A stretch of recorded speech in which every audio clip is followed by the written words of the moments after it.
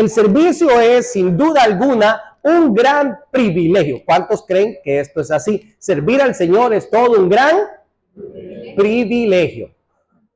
Si usted, como creyente, no disfruta servir al Señor, si usted como creyente no disfruta servir al Señor, yo creo que vamos a tener que presentarle el plan de salvación. Vamos a tener que presentar el plan de salvación para que el gozo del Espíritu venga sobre su vida y que usted disfrute lo que es el servir al Señor. El servir al Señor es un gran privilegio. Es un gran privilegio. Y es hermoso servir al Señor. De hecho, el versículo que acabamos de leer, que estamos leyendo en el Salmo 2:11, dice que tenemos que alegrarnos con temblor. Y es que el servir al Señor automáticamente debería producir en nosotros esa alegría. Es parte fundamental de lo que es el creyente. Ahora, servir al Señor es un gran privilegio, pero al mismo tiempo también es una obligación. De hecho, el versículo lo dice de manera literal: servid. Y esto es un imperativo. Estamos obligados nosotros como creyentes a servir al Señor. Así que estas ideas que aparentemente son opuestas, en realidad sí tienen una base sólida, lógica y transformadora en nuestra forma de hablar, de pensar y de actuar. Cada uno de nosotros debe tener absolutamente claro que el servir es un privilegio, pero que también es una responsabilidad. Y a pesar que pareciera que se contrapone, en realidad esto tiene una base bastante sólida que nosotros queremos ir descubriendo a través de todo este mes. Pero no sin antes pedir delante de la presencia del Señor y pedirle a Él que nos dirija, que nos instruya, que nos use y que nos dé el conocimiento de parte de su palabra. Así, mi amado hermano, como hemos estado leyendo en el versículo de Salmos 2:11, existe un gran propósito nuestro como creyentes. Existe un gran propósito, es decir, usted y yo tenemos un propósito y una obligación al ser hijos de Dios, y este propósito básicamente es servirle. Cuando usted y yo estamos en comunión con los hermanos, estamos de alguna forma también sirviendo. Cuando estamos adorando al Señor, de alguna manera también estamos sirviendo. Si usted trae su ofrenda ante el Señor, también estamos sirviendo. Y la idea es que podamos ir cumpliendo ese propósito. Y cuando pensamos en el hecho del servicio, nos damos cuenta que no es algo para nada nuevo. En realidad, el servir al Señor es un mandato que aparece y ha aparecido desde hace muchísimo tiempo atrás. Y quiero que lo veamos. Vamos a Éxodo capítulo 3, versículo 12. Y es que incluso antes de que Israel hubiese sido conformado como nación, ya Dios les estaba diciendo a ellos que tenían que servirle. Éxodo capítulo 3, versículo 12. Vamos al libro de Éxodo, segundo libro de la Biblia, capítulo 3, versículo 12.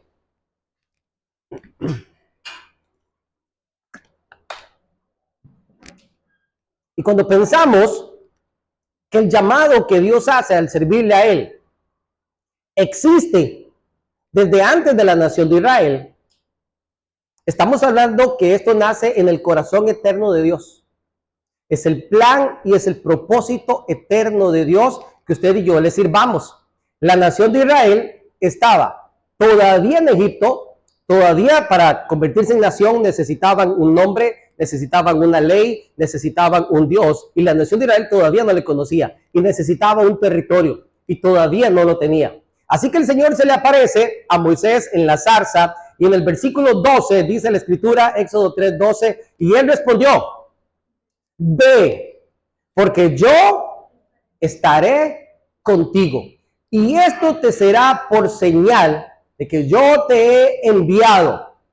Cuando hayas sacado de Egipto al pueblo, ¿qué dice la última frase?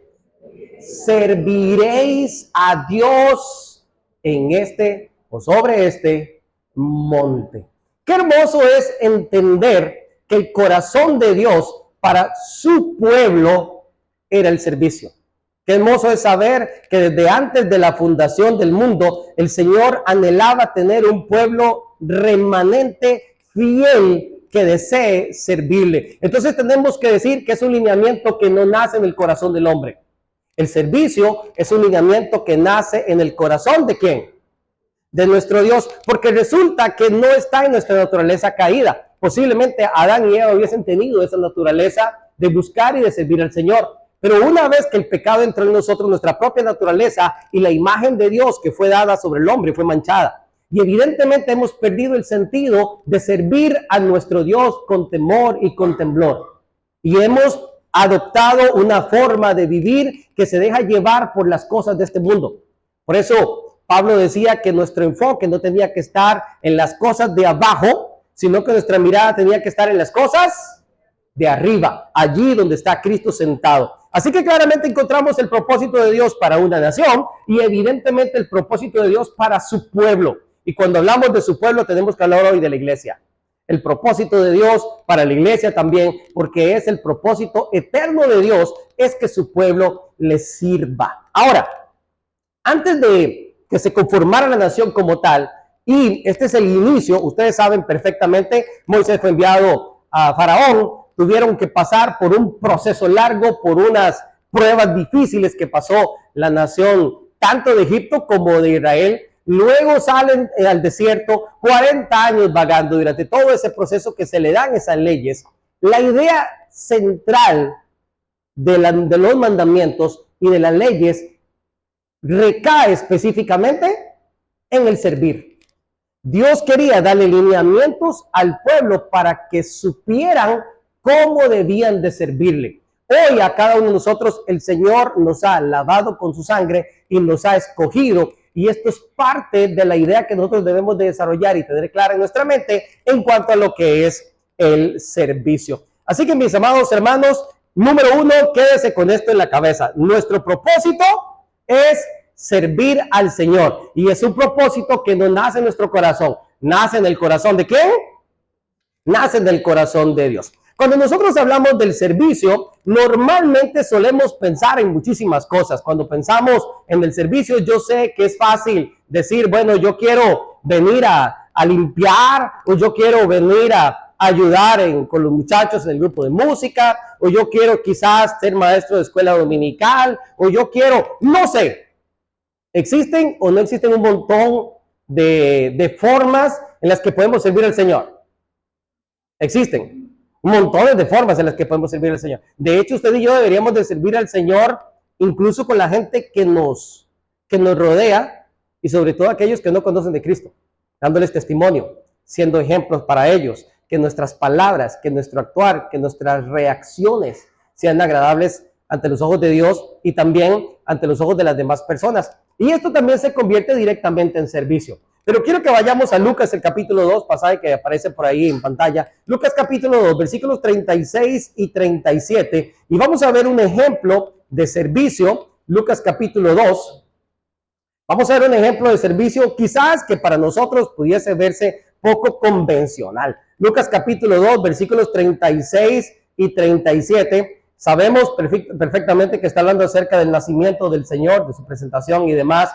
Y vean lo que dice el versículo 36 y 37. Aquí nos habla sobre una profetisa llamada Ana y dice así la palabra del Señor. Estaba también allí la señora Ana, profetisa. Quiero aclarar que la palabra profetisa no es solamente lo que a veces nosotros imaginamos como si fuese un vidente que logra ver el futuro o que recibe palabra de Dios y que puede exponerla. También es una persona que proclama la verdad del Señor. Entonces, Ana era una profetisa, hija de un señor que se llamaba Fanuel. No sabemos nada de Fanuel, solo que era el papá de Ana, y que eran de la tribu de Aser.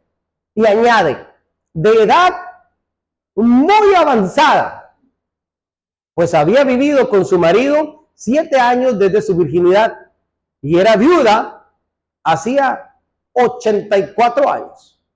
Y no se apartaba del templo sirviendo de noche y de día con ayunos y oraciones. Voy a leer la última frase una vez más. Y no se apartaba del templo. ¿Y qué era lo que hacía? Sirviendo. ¿Cuál era su servicio? Sirviendo de noche y de día con ayuno y con oraciones. Miren, no nos vamos a meter en el cuento de cuántos años tenía Ana. No vamos a llegar allá porque está bien complicado. Hay algunas versiones que dicen que era de 84 años. Que lo hace como más específico. Ella tenía 84 años. Es probable que esa sea la edad que tenía Ana. Otros dicen no, posiblemente Ana se casó como a los 15 años, vivió 7 años casada hasta que quedó viuda, y ahí sume los 84 años que dice la palabra que después de eso había quedado viuda, ¿verdad? En fin, para nosotros no es tan importante la edad de Ana. Sí sabemos que la escritura dice que era una mujer de edad muy avanzada. ¿Qué pasa cuando nosotros comenzamos a tener cierta edad? De hecho, yo mismo, ahora que terminó la escuela de verano, me ponía a pensar y a decir, yo recuerdo cuando nos tocaba hacer prácticamente todo. Cuando iniciamos, allá en los años 2009, 2010, aquí en la iglesia, nos tocaba hacer básicamente todo. Todo. A mí solo me faltaba hacer la chicha. Gracias a Dios, siempre estuvo la hermana Landa y la hermana Edilza prestas para servir al Señor en aquellos años. Había muchos que se habían dado a la fuga y en esta iglesia no había casi nadie, no habían maestros y éramos contaditos con las uñas. Y recuerdo que nos tocaba literalmente hacer todo. Ahora yo no tengo las energías para trabajar con niños ni para hacer, no voy a decir ni la cuarta parte de todo. Y realmente me ponía a pensar ayer, como casi todas las tardes de la escuela de verano, que mi trabajo era sacar una copia por ahí de vez en cuando, ponerle la música a los chiquillos para que cantaran y brincaran. Ayer, que fue el trabajo más duro, me tocó tener 2 chicos, uno en cada pierna, y uno de los 2 que pesaba, que era una barbaridad. Ese chico vamos a tener que ponerlos a dieta desde ahora porque cosa seria, el chico chiquitico, pero pesa, era pesa, compacto el chico. Y una vez que terminaba esa parte, que los niños están cantando, oiga, me senté en la silla de la hermana Lolina, la fui a buscar específicamente esa silla, que silla más buena.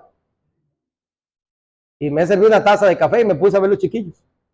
Me puse a ver a la señora tejiendo. Y por ahí recibí un par de llamadas y demás. Y yo decía, así es mejor estar vivo. Cuando van pasando los años, uno siente que la energía comienza a agotársele. Yo lo noto en mí mismo. Es decir, me veo hace 10 años atrás y me comparo hoy en día y siento que no tengo las mismas energías. No quiero ni pensar cómo será aquí a 10 años más, ¿verdad? Aún así todavía me siento con energía, evidentemente, ¿no? Pero cuando llegan esos años, a veces uno dice, yo no sé ni para qué yo voy a servir. Quizás ya no hay un ministerio para mí. Quizás ya no haya nada en lo que yo pueda de verdad ser útil al servicio del Señor. O tal vez pasaría como en el ejemplo de la edad en alguna persona que tal vez no tiene un ministerio específico y se preguntará todos los días, ¿cómo yo puedo servir al Señor? Déjeme decirle que no hay servicio más puro que buscar la presencia del Señor. No hay un servicio más hermoso, más puro, más leal que buscar el rostro del Señor. Y eso es servirle. Por eso hablábamos en la mañana, en el devocional, que no se pueden servir a 2 señores. Porque el servicio al Señor es puro, es sincero, es una búsqueda de su rostro, es clamar a Él, es interceder los unos por los otros. Y cuanto más conoce usted a sus hermanos, más razones va a tener por las cuales orar. Se va a dar cuenta que todos viven cosas diferentes, que todos vivimos situaciones diferentes, que todos pasamos por cosas diferentes, algunos muy difíciles, otras tal vez no tanto, quizás dentro de la manera en que nosotros lo analizamos, pero todos necesitamos ser apoyados en oración. A veces servir al Señor sentimos que deben ser en cosas muy visibles, pero Ana, ya sea a sus 84 años o a sus 100 no sé cuántos años que pudo haber tenido si fuera el caso, nos da a nosotros una idea muy sincera de cómo nosotros debemos de servir al Señor. Y es buscando su presencia, es buscando tener esa intimidad con el Señor. Porque cuando un servicio al Señor no viene acompañado de esa intimidad con el Señor, nuestro servicio se convierte en un servicio vacío. Y queremos que mi nombre o que mi oficio o que mi servicio sobresalga más que el nombre que es un nombre, sobre todo nombre, que es el nombre de nuestro Señor. Mis amados hermanos, quizás No buscar la presencia del Señor tan profundamente como lo hacía Ana puede manipular las intenciones por las cuales nosotros servimos al Señor. Y esto puede ser muy peligroso. Y en el momento en que la manera en que nosotros servimos al Señor es manipulada por nuestra propia carnalidad, cuando buscamos reconocimiento, cuando buscamos aplausos, cuando buscamos que la gente nos elogie, quizás en ese momento que son manipulados nuestro servicio al Señor, automáticamente delante del Señor eso pierde todo valor. Recuerden que nuestro Dios ve claramente todas y cada una de nuestras intenciones. Así que, así como Ana, podemos buscar la manera más pura en que usted y yo busquemos servirle a nuestro Dios. Ahora, tenemos un modelo absoluto y ese modelo, por supuesto, que es nuestro Señor Jesucristo. Vamos a Mateo capítulo 20, por favor. Mateo capítulo 20, versículo 28. Mateo 20, 28.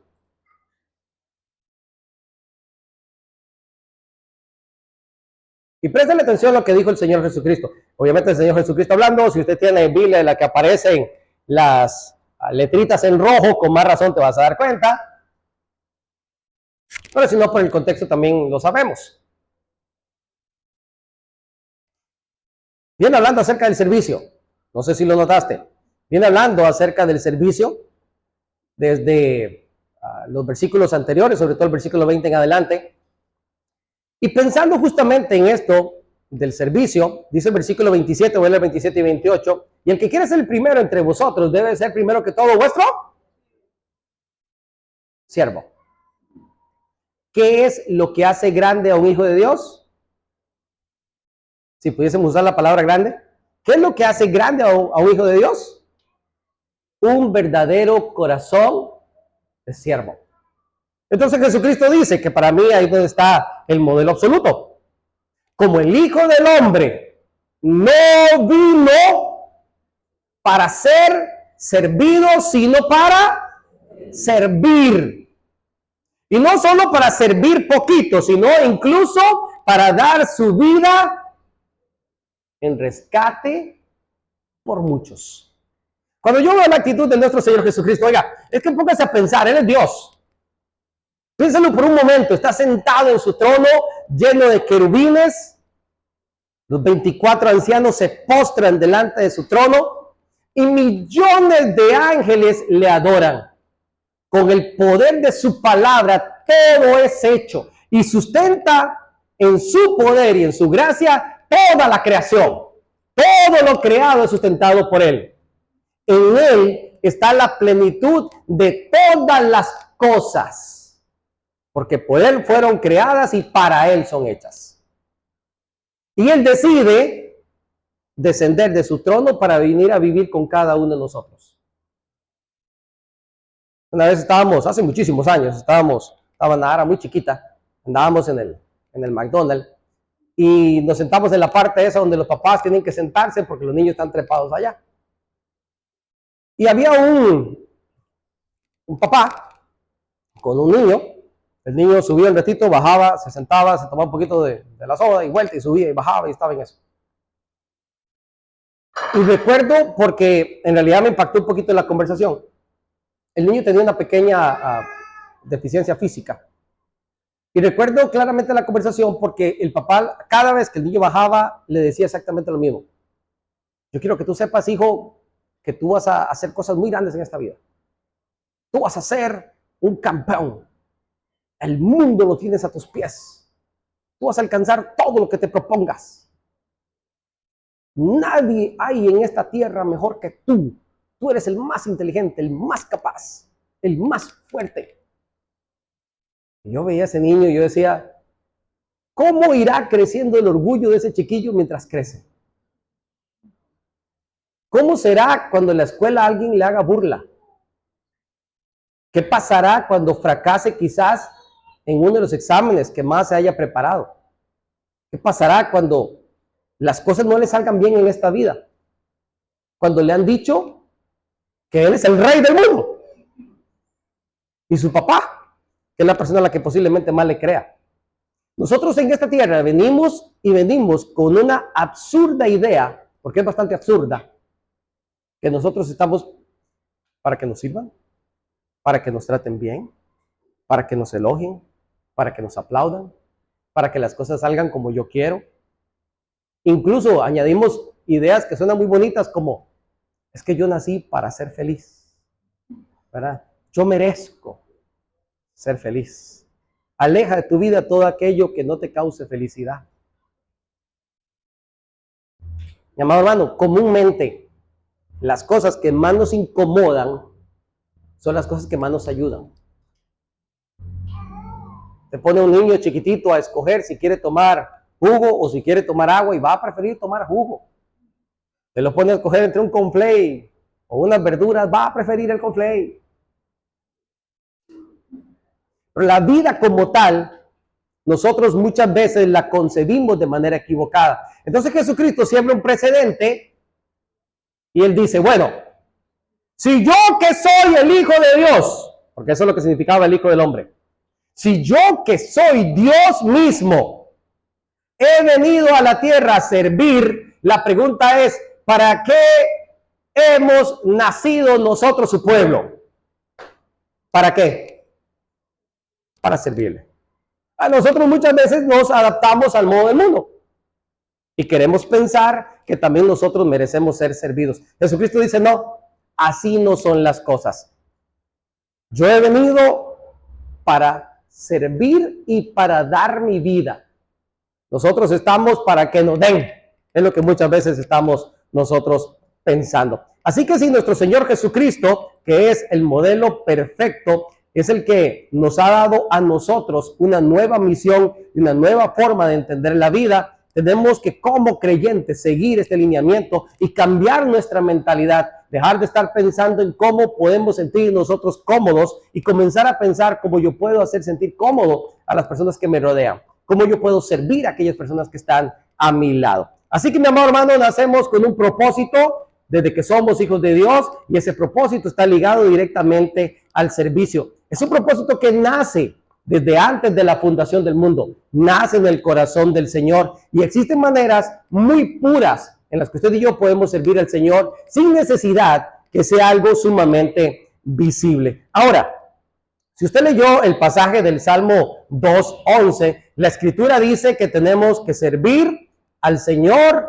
con temor. Nos dice para qué nosotros hemos nacido, que es el servicio. Nos dice para quién o a quién usted y yo servimos. Y nos dice cómo debemos nosotros de servir. Y pensando en esto, entonces debemos de pensar o entender a quién usted y yo servimos. ¿A quién usted y yo servimos?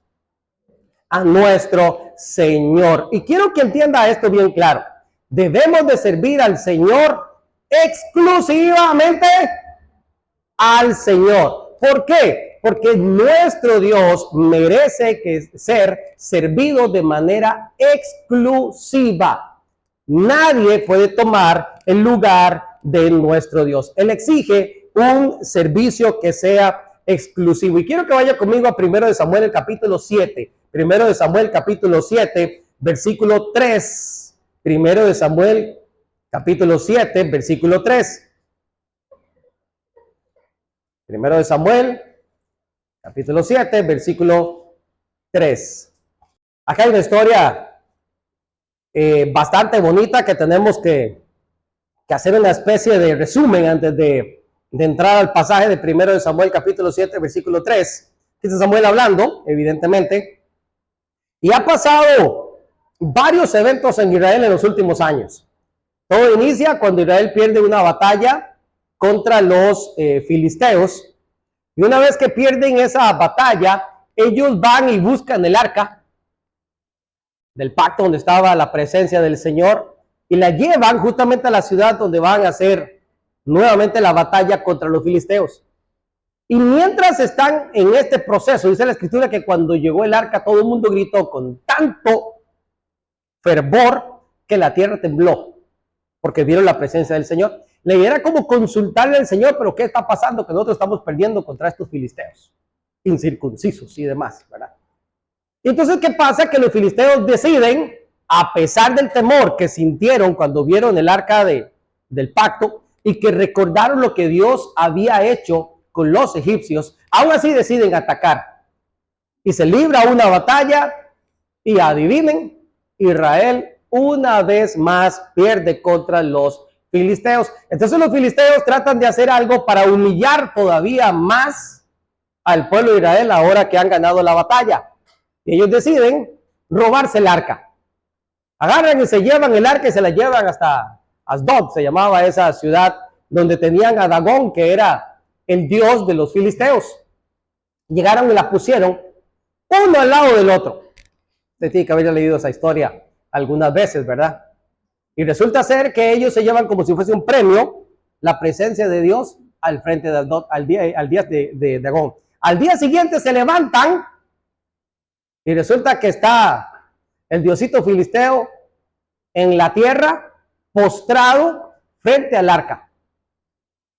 Así que lo levantan y lo ponen de nuevo, lo sacuden, lo limpian. Ese es su Dios. Y lo ponen de nuevo. A la mañana siguiente se encuentran que a Dagón le falta la cabeza y las dos manos. Porque cayó y se desnucó el pobrecito, ¿verdad? Y quedó sin manos. Y esto tenía que ver con un simbolismo muy directo de lo que es el servicio, lo que es la adoración. Literalmente, frente al Señor no hay nada. Si a usted le cortan las manos y le cortan la cabeza, usted queda inservible automáticamente. Yo no sé, si ustedes recuerdan, hace poco cayó un rayo en la ciudad de David y se llevó a un cristito que tenían trepado en una iglesia allá cerca de la Ford, un poquito más para allá. Todo lo achicharronó. Yo no sé cómo el Señor tiene tanta misericordia, ¿verdad? Yo no entiendo cómo tiene tanta misericordia, pero de vez en cuando pasan ese tipo de cosas. Resulta que el pueblo comienza a darse cuenta que la presencia de Dios estaba contra los filisteos, porque la gente comenzó a morirse. Le comenzaron a salir unos tumores, pero eran señores tumores a la gente, y la gente comienza a morirse. Entonces ellos dicen, bueno, no queremos en Asdod el arca. Vamos a mandarla para donde Gat. Gat era otra ciudad filistea. Recuerden que eran 5 ciudades filisteas. La mandan para donde Gat. Ahí donde el famoso Goliat. La misma tierra del famoso Goliat. Y resulta que la gente vuelta y trabada también en los tumores. Y comienza la gente a morirse por montones. La llevaron a otra ciudad y todo el mundo comienza a morirse. Era una mortandad grandísima entre los filisteos. Entonces ellos se ponen a pensar y traen su gente y deciden qué vamos a hacer, porque ya no queremos tener el arca del pacto aquí entre los filisteos, porque esto nos está trayendo ruina y castigo y muerte y de todo. Así que consultan con los hombres sabios de la ciudad y le dicen, vamos a hacer una cosa, háganse una carreta nueva y en esa carreta metan esa arca. Y conforme a los príncipes, así ustedes mismos y la gente que ha muerto, ustedes van a hacer montones de tumores de oro y ratones de oro. Pareciera ser que era parte de las plagas que se habían desarrollado también entre los filisteos. Y ustedes van a mandar eso en 2 vaquitas nuevecitas, 0 kilómetros, que nunca han sido enyugadas, y las van a mandar. Ahora sí, si coge directo hacia la nación de Israel, sabemos que por culpa del arca del pacto estamos muriendo nosotros. Pero si coge para el otro lado, nosotros sabemos que no hace eso, que simplemente es mala suerte, nos estamos muriendo. Y pusieron el arca, pusieron los tumores de oro, los ratones de oro, y los mandaron como una ofrenda. Y las vaquitas, adivinen para dónde cogieron. Dice la escritura que iban derechito para el pueblo de Israel. Bueno, cuando llegaron, la primera ciudad en la que llegó, ya la ciudad, en este caso israelí, la gente se le ocurre abrir el arca y ver para adentro. Así que murieron más de 50,000 personas en esa ocasión, de los israelitas. Entonces se acordaron que había una forma en que Dios había dicho. Y aquí es donde nosotros tenemos que entender lo que es el servicio al Señor. El servicio al Señor es exclusivo. De eso estamos hablando, ¿cierto? Y debe de ser como Dios ha dicho. Porque para movilizar el arca había una forma que Dios había dicho. Y hay del que se atrevía a estar mirando. Y por un par de burros que miraron, se murieron como 50,000 hombres. 50,000, 70, dice la escritura, que se murieron. Entonces resulta que los llevaron para la casa de Abinadab. Cuando el arca fue robada, murió también Elí, murieron los hijos de Elí y fue robado. Eso fue una tragedia. Hasta la esposa de uno de los hijos de Elí dio a luz y mientras daba luz se le salió el chico, pero ahí ella se murió. Le pusieron un nombre más feo. Ahí después les dejo para que ustedes busquen todo ese tipo de cosas. Cuando el arca regresa, Samuel reúne a la gente, y ahí es donde vamos a primera de Samuel, capítulo 7, versículo 3.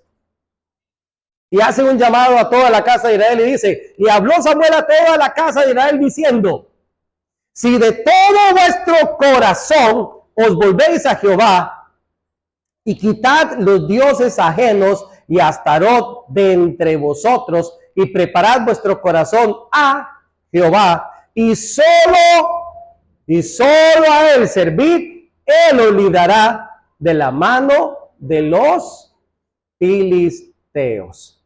¿Qué quiso decir Samuel cuando dijo que si quitan los dioses falsos que están en medio del pueblo? Que ellos tenían un montón de dioses falsos en medio del pueblo. Eso es lo que está diciendo.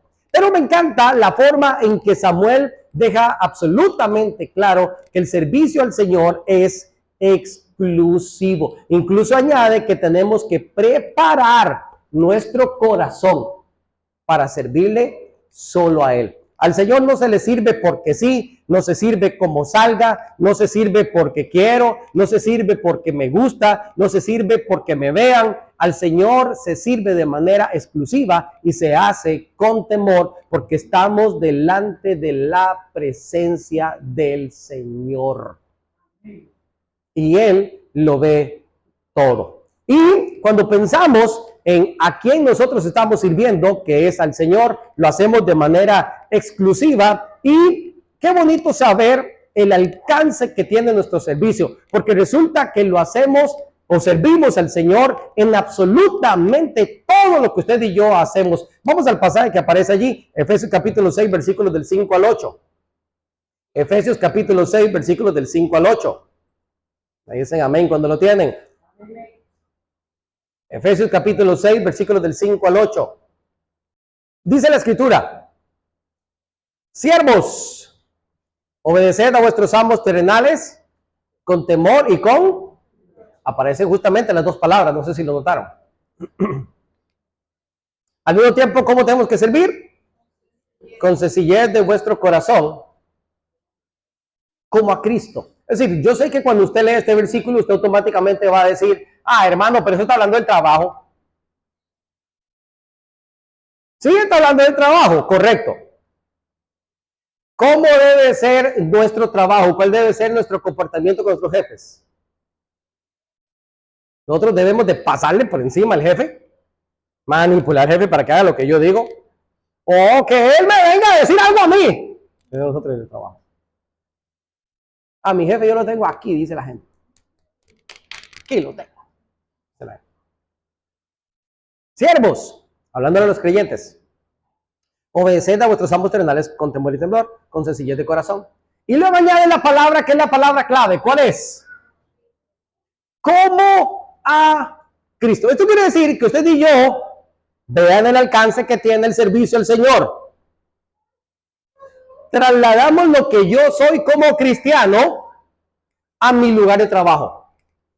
Es decir, todos mis preceptos, los estatutos, los mandamientos que yo he abrazado, toda mi fe, todo lo que representa el nombre del Señor a través de mi vida, toda la luz que yo reflejo del Evangelio, la presencia del Espíritu Santo de Dios, el gozo, paz, paciencia, dignidad, bondad, fe, mansedumbre, templanza, todo lo que yo soy en Cristo, ¿a dónde debe trasladarse? No los escuché. A mi trabajo. Es lo que está diciendo la palabra. Y luego dice una vez más, ¿cómo? Sirviendo, versículo 6, perdón. No sirviendo a quién. Al ojo, o sea, cuando me ven. Y si no me ven, hoy en día hay tanta cámara, mi amado hermano, que ustedes lo ven, oyeron, no se preocupe por eso. No sirviendo al ojo como los que quieren agradar a los hombres, sino como siervos de quién? De corazón, haciendo la voluntad de Dios. ¿Desde cuándo es esta voluntad de Dios que usted y yo sirvamos de corazón? Desde la eternidad. Sirviendo de buena voluntad. Y otra vez añade y explica, como al Señor y no a los hombres. Leemos el versículo 8. Sabiendo que el bien que cada uno hiciere, ese bien recibirá del Señor, sea siervo o sea libre. Es decir, no importa el puesto que usted tenga, pero usted hace bien las cosas, entonces usted también va a recibir ese bien que usted está haciendo. Cuando la palabra nos enseña cómo debe ser nuestra actitud ante nuestros jefes terrenales, nos ubica y nos plantea que usted es representación del nombre del Señor como embajador donde usted esté. Donde usted esté. No importa si es en la cancha de fútbol, no importa si es la cancha de básquet, no importa si es la cancha de voleibol, no importa si es la universidad, no importa si es el trabajo, si es el colegio, si es el campamento, si es en el barrio. Porque, ¿qué pasa? Algunas veces nosotros sentimos que la gente se convierte en cristiano cuando viene a la iglesia. Entonces, cuando estamos aquí en la iglesia, nos convertimos en muy buenos cristianos. Aquí cambia mi vocabulario. Dios le bendiga, hermano. ¿Cómo está? Bendiciones. Qué gusto verle, hermano. Veo que la luz del Señor está irradiándote. Nos volvemos, tú sabes, cristianitos de los buenos. Usted le saluda, ay, hermano. Que el gozo, la paz, la fortaleza, la sabiduría, la grandeza del Señor venga sobre su vida el día de hoy. Se lo voy a transmitir todo en un abrazo.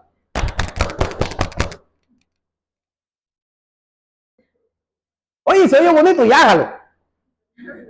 No importa. Pero cuando usted sale afuera, ¡ay, que lo que, fulano! ¿Me explico?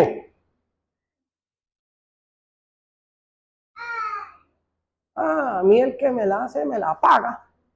Y que me tengo entre ojos ese man, hace rato me viene molestando y no sabe quién soy yo. Yo soy el que no sé quién es usted entonces. Así debe decir Cristo. Yo les he dicho muchas veces, y no es que esté bien que lo diga, pero prefiero decirles esto. Si usted quiere relajarse en cuanto a su forma de ser, relájese en la iglesia. ¿Sí? Porque aquí somos hermanos en Cristo. ¿Me explico? Yo te le hago una broma y tú dices, ay, mi hermano en Cristo. No pasa nada. Pero afuera usted hace una broma y me dice, ¿y eso qué es cristiano? Usted aquí puede tratar al hermano en algún momento, no sé, de alguna manera que tal vez el hermano no pensó que usted podía verlo con esos ojos, o que le pasó por el lado y no lo saludó, no sé lo que. Pero usted lo perdona en Cristo, ¿amén o no ven? Sí, usted lo perdona en Cristo. Pero usted llega a su centro de trabajo así, con esa actitud, ¿y qué va a decir? Oh, y el viejo amargado. La vieja amargada. ¿Y eso qué dice? Porque es que tiene que amarrar. Ese es el apellido suyo ahora en adelante.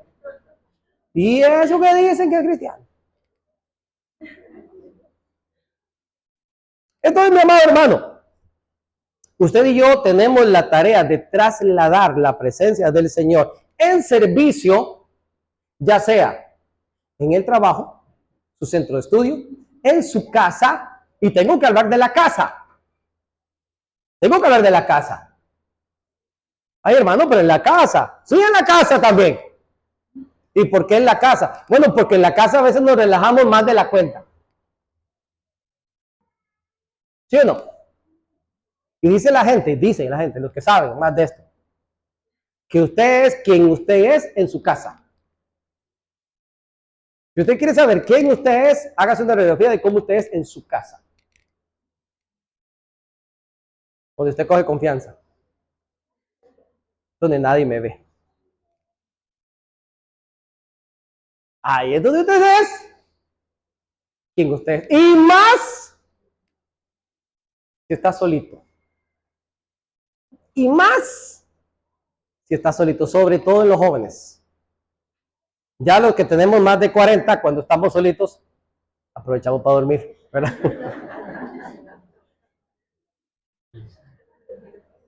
O para poner a arreglar cualquier cosa por ahí que te daña. Entonces, ¿qué pasa con el creyente en la casa? Muchas veces el creyente en la casa experimenta más amargazón que en el trabajo. Yo no sé si es casualidad que a usted le pase eso. Yo no lo estoy diciendo por nadie. A la gente a veces me dice, hermano, usted predicó eso por mí, ¿verdad? No, yo no predico eso por nadie. Si a usted le pasa, casualidad. Casualidad.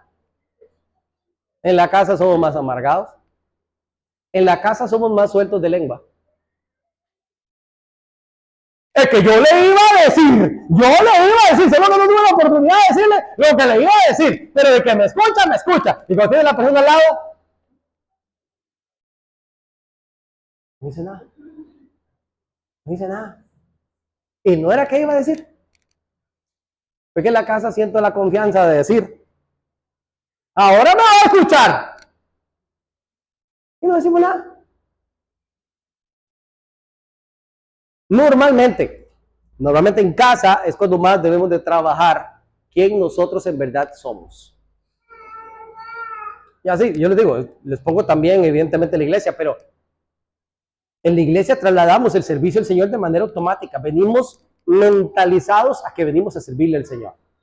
Pero esto debe de ser parte en mi trabajo, esto debe ser parte donde yo esté y en lo que yo esté haciendo. ¿Estamos claros con esto?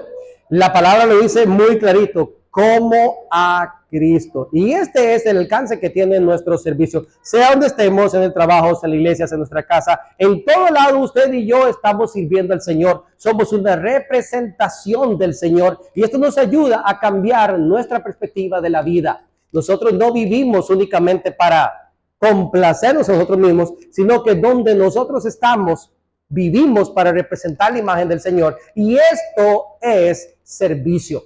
Cuando usted y yo estamos conscientes que donde estamos representamos la presencia del Señor, esto nos obliga a pensar cada día más en el Señor y si le estamos agradando con nuestras actitudes o si no le estamos agradando. Esto se convierte entonces en lo más importante que yo hago, que es servir al Señor donde yo estoy y en cada momento de mi vida yo estoy representándolo a Él.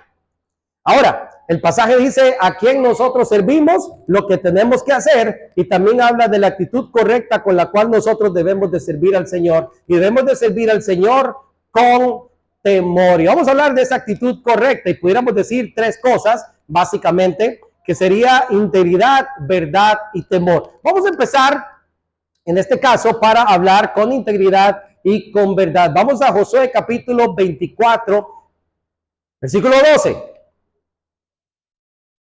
Josué 24, capítulo 14, perdón. 24, versículo 14.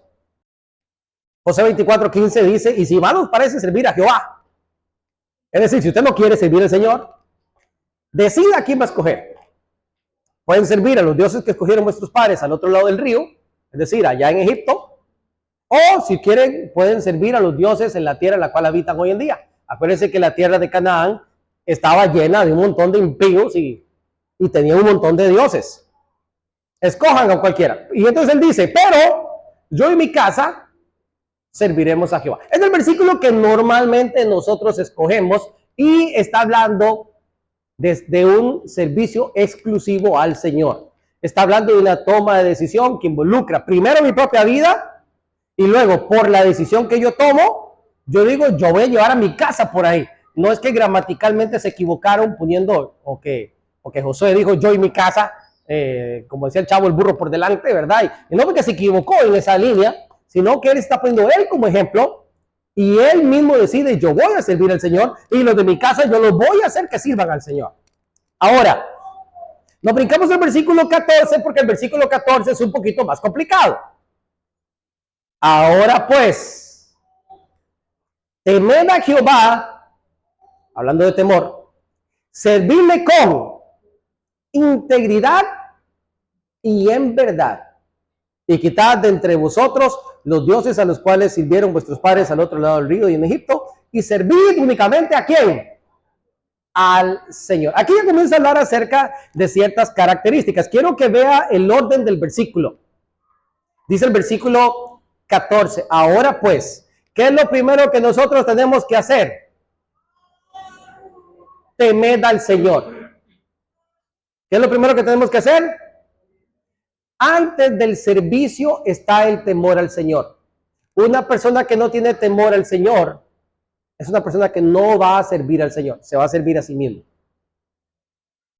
Antes del servicio está el temor al Señor. Sobre todo, involucra todas las áreas, pero sobre todo en las cosas de la iglesia. Yo no puedo poner un maestro de escuela dominical que no tenga temor del Señor. Yo no puedo poner un muchacho a tocar un instrumento si no tiene temor del Señor. ¿Me explico? El temor al Señor va antes del servicio. Dice el versículo 14. Número 1, teman al Señor. Número 2, el compromiso, servirle. Servirle. Aquí está el reto que cada uno de nosotros debe adquirir por haber decidido temer al Señor. Y luego dice cómo debemos de hacerlo. Involucra dos cosas, con integridad y en verdad. Y luego dice, quiten de vosotros todos esos otros dioses falsos. Usted sabe, yo sé, mi amado hermano, que usted no tiene, no sé, me imagino que usted no tiene ni rosarios, ni la Fátima, ni la Guadalupe, ni el santo no sé cuánto. Yo me imagino que usted no tiene nada de eso. Pero, el divino niño, ¿verdad? Pero, ni la rosa de no sé cuándo, ¿verdad?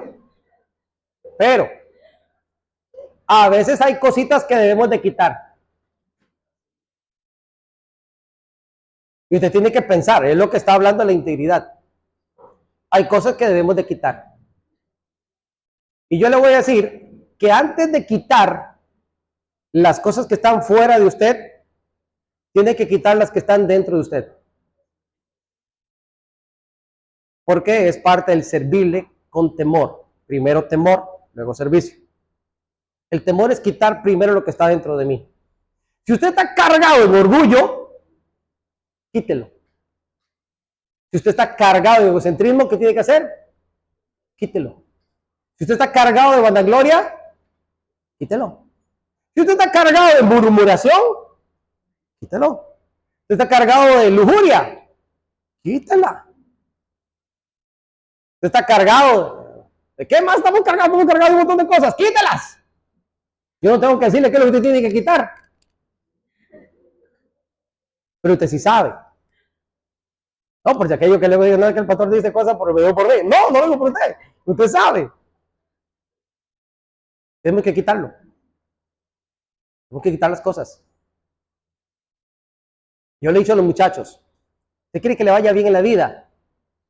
Honre a su padre y a su madre. Es el primer mandamiento. Ah, no, pero yo me la juego a escondidas de mis papás. Quítelo. Quite eso. No, yo pongo los perfiles ahí privados y nadie se da cuenta. Yo puedo publicar lo que sea, nadie se da cuenta. Quítelo. Quítelo. Sea valiente. Sea valiente, sea íntegro. Cuenta la historia una vez de un hombre, hablando de integridad. Cuenta la historia de un hombre que llegó a un hotel. Estaban pasando el fin de semana en el hotel.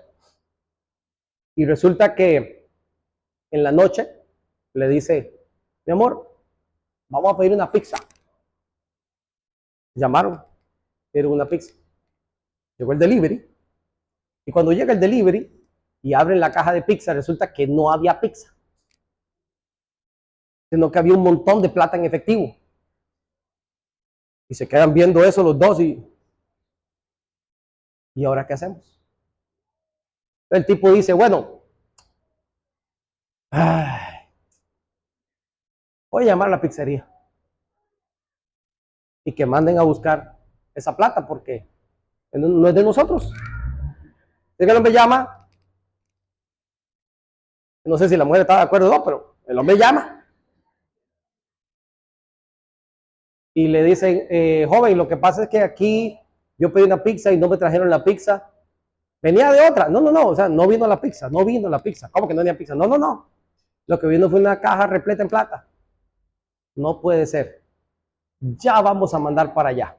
¿Qué pasa? Que ellos, por el temor a los ladrones y demás, guardaban la plata escondida en una cajeta de pizza. Y vino el repartidor y cogió la cajeta de la plata y se la llevó. Por suerte ni él revisó que no venía caliente. Entonces cuando llegaron allá, llegó el mismo dueño de la pizzería. No era una pizzería muy grande. Agradeciéndole y déjeme darle un reconocimiento, aparte de la pizza que aquí se la traigo, déjeme darle un reconocimiento, algo en efectivo y queremos subir algo a las redes con ustedes porque esto ya no se ve. Gente honesta como ustedes, eso no se ve ya. Así que déjeme grabar un video y contar la historia y publicarlo porque esto es algo nunca antes visto. Entonces el tipo le dice, no es necesario ni que me dé nada. No, déjala así, llévese nada más eso, llévese nada. No, pero señor, yo insisto, permítame publicarlo. Bueno, lo que pasa es que la muchacha con lo que allá no es mi esposa. Y usted no me puede publicar esto por las redes porque entonces ve. Dice la gente ahora. Una persona puede ser muy honesta, pero no necesariamente puede ser íntegra. Entonces usted puede ser muy bueno en unas áreas, pero quizás si no ha quitado las otras, usted no es íntegro. Y puede parecer ante la sociedad una persona ejemplar. Y que como usted no hay más. Pero no es íntegro. Entonces, el servicio al Señor debe ser con integridad. Debe ser con verdad. Y cuando hablamos de la verdad, evidentemente estamos hablando según lo que Dios ha dicho que se debe de hacer. Según con su verdad. Quiero que veamos rápidamente qué pasa cuando usted y yo decidimos servir al Señor con temor. Vamos al Salmo 34, versículos del 7 al 14. Podemos leer muchas cosas más que aparecen en este Salmo, pero voy a reducirlo allí. Salmo 34, versículos del 7 al 14. Empezamos con el 7, ¿verdad? 34, 7 en adelante. Dice, número 1, el ángel del Señor acampa alrededor de los que le temen. Esta garantía es exclusiva para aquellos que le temen. Ahí está la cobertura. Número 8. Gustad y ved que es bueno Jehová y dichoso el hombre que confía en él. Temed a Jehová, vosotros sus santos, pues nada falta a los que le temen. ¿Cuántos dicen amén a esto? Amén. Es algo asombroso como el Señor provee y va a seguir proveyendo. Cuando usted esté pasando por las vacas flacas, no tenga miedo. Confíe en el Señor. Yo he pasado por flacas, más flacas que casi llegan a transparencias, y el Señor provee a última hora de manera milagrosa. Los leoncillos necesitan y tienen hambre, pero los que buscan al Señor no tendrán falta de ningún bien. Venid, hijos, oídme, el temor de Jehová os enseñaré. ¿Verdad? ¿Cuántas veces está hablando acerca del temor? ¿Quién es el hombre que desea vida, que desea muchos años para ver el bien? Guarda tu lengua del mal y tus labios de hablar engaño. Apártate del mal, haz el bien, busca la paz y síguela. Aquí todo esto está hablando acerca de los beneficios que el Señor da para aquellos que le sirven y que le temen. Una vida que es dedicada a Él y que reflejamos su presencia donde nosotros estemos. Vea rápidamente conmigo el último versículo, versículo 22. Jehová redime el alma ¿de quién? De sus siervos. Al final del pasaje, Él firma exclusivamente a quién se refiere. Los que le temen al Señor, los que le buscan, los que confían, que son las características que vemos en los versículos del 7 al 14, se resumen en una palabrita muy pequeña, y es sus siervos. Así que cuando usted y yo servimos al Señor, tenemos un combo de bendiciones extras que vienen a nuestra vida simplemente porque Dios es bueno. Así que no hay cosa más bonita que pensar en que tanto protección como provisión, como días buenos, pueden venir aquellos que nosotros les servimos. Y cuando pensamos en que el Señor redime el alma de sus siervos, está hablando de una garantía de salvación que sabemos ya que tenemos reservada en los cielos. Así que, mi amado hermano, qué hermoso es saber que servir al Señor tiene tantos, pero tantos beneficios. ¿Cómo no dedicarle nuestra vida a Él? ¿Cómo poder dedicar nuestra vida al mundo? ¿Cómo nosotros poder despreciar toda la gracia y toda la bendición que el Señor nos da para cambiarlo por las cosas pasajeras de este mundo? Hace un par de semanas atrás estaba Panamá alborotado con los carnavales y demás. Y la pregunta es, ¿para qué? ¿Para qué? Si todo esto es pérdida. Dice la Escritura que aquel que busca salvar su vida la perderá. Pero todo aquel que pierda, irónicamente, su vida a causa de mí, la salvará. Y un último punto que quiero tocar en cuanto a la actitud correcta es que cuando hablamos del temor, cuando estamos hablando del temor al Señor, tenemos que ligarlo directamente con la palabra obediencia. Sí, porque por eso les decía que no se parecía al temblorcito de ayer. Va algo mucho más allá. Porque la obediencia involucra amor. Usted obedece a sus padres, jóvenes, porque lo aman. ¿Me explico? Lo que me motiva a mí a obedecer al Señor es el amor que tengo hacia Él, en gratitud de todo lo que Él ha hecho por mí. El temor a Dios pudiese estar disfrazado en cuanto al temor que usted y yo podemos saber que existe de fallarle a un Dios que es fuego consumidor, o que es lento para la ira, pero que al fin de cuentas también puede derramar su ira. Y pudiésemos pensar en esa parte en cuanto al temor. Pero en el día a día y en la práctica, usted y yo estamos reverenciando el temor del Señor a través de nuestra obediencia. Quiero que vayamos al Salmo 111, versículo 10. Me encantó este hermoso salmo. Salmo 111, versículo 10. ¿Lo tienen, mis amados hermanos? El principio de la sabiduría es que el temor de Jehová. Buen entendimiento tienen todos los que practican sus mandamientos. Y esto se llama ¿cómo? Obediencia. Obediencia. Muy bien, su loor permanece para siempre. Cada vez que usted y yo obedecemos al Señor, le estamos temiendo. Y su loor permanece para siempre. Es decir, estamos dándole honor y gloria a nuestro Dios por la vida que nosotros llevamos, que es agradable delante de Él. Así que, mi amado hermano, la tarea que tenemos en cuanto a servir a nuestro Dios es una tarea grande, es una tarea importante, y debemos de saber y tener absolutamente claro que todo lo que nosotros hacemos debemos de hacerlo en representación del Señor. El pasaje de Salmos 2:11 nos recuerda a quién nosotros estamos sirviendo, qué tenemos que hacer y cómo tenemos que hacerlo. Y quiero ir terminando con este resumen que pongo por acá. Bueno, le dije, nosotros sabemos qué tenemos que hacer. ¿Qué tenemos que hacer? Servir. ¿Qué tenemos que hacer? Servir. ¿Cómo tenemos que hacerlo? Con temor. ¿A quién tenemos que servir? Al Señor. Y esto demanda también otra trilogía que tiene que ver con la intimidad, la exclusividad y también la obediencia. Cuando usted conjuga todo esto, usted está sirviendo correctamente al Señor. Servir al Señor no tiene mucho que ver con cosas que nosotros hacemos que sean tan palpables. Tiene que ver mucho con lo que hay en nuestro corazón. Y déjeme decirle que cuando usted y yo servimos de manera consciente al Señor, esto produce un verdadero gozo en nuestro corazón. Por eso es que el versículo dice que tenemos que alegrarnos con temblor. Así que el Salmo 2:11, servid a Jehová con temor y alegraos con temblor.